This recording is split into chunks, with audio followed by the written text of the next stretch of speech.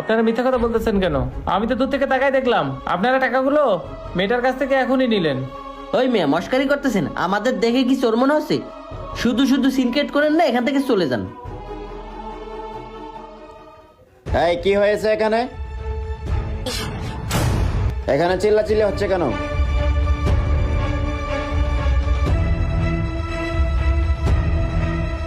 এখানে কি হয়েছে আমাকে একটু খুলে বলেন তো। আরে ভাই দেখেন না, আমি কিছু টাকা এই মেয়েটার জুড়িতে না বলে রেখেছিলাম। এই মেয়েটা টাকাগুলো নিয়ে এসে এই লোকটার কাছে দিছে, এখন এই লোকটা অস্বীকার করতেছে। ও আচ্ছা, কত টাকা রাখছেন এর ঝুড়িতে আপনি ভাইয়া? ভাই 2 লাখ টাকা। আচ্ছা স্যার, আপনিই বলেন, কেউ কি 2 লাখ টাকা এই বাচ্চামের জুড়িতে রেখে যাবে? আর এটাও কি আমাদের বিশ্বাস করতে হবে?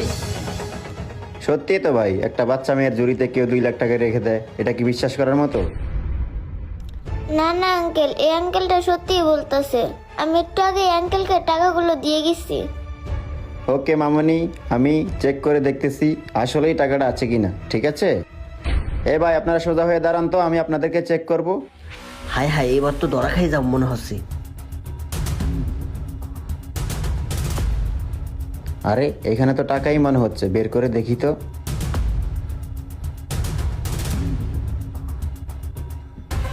এখানে তো টাকাই। আরে ভাই, আপনি তো বললেন টাকা নাই, তাহলে এই টাকা কোথা থেকে আসলো? আপনি এই টাকাগুলো মেরে দিছিলেন। এতক্ষণ ওরা সত্যি কথাই বলছিল। আপনাদের দুইজনের জন্য আইনগত ব্যবস্থা নিচ্ছি। আর ভাই আপনাকে বলতেছি, এতগুলো টাকা এই মেয়েটার ঝুড়িতে কেন রাখছেন আপনি? ভাই শোনেন, তাহলে টাকাগুলো কেন আমি না বলে ওদের ঝুড়িতে রেখে গেছিলাম। কি বললেন ডাক্তার সাহেব? 2 লাখ টাকা ব্যবস্থা না করতে পারলে আমার বাবাকে বাঁচানো যাবে না? অনেক লেট হয়ে গেছে, তাড়াতাড়ি করে অফিসে যেতে হবে, হাতে একটু সময়ও নাই। আরে মেয়েটা কি বলে শুনি তো। ডাক্তার সাহেব, আপনি চিকিৎসার ব্যবস্থা করেন। যত তাড়াতাড়ি সম্ভব 2 লাখ টাকা ম্যানেজ করে জমা দিতেছি।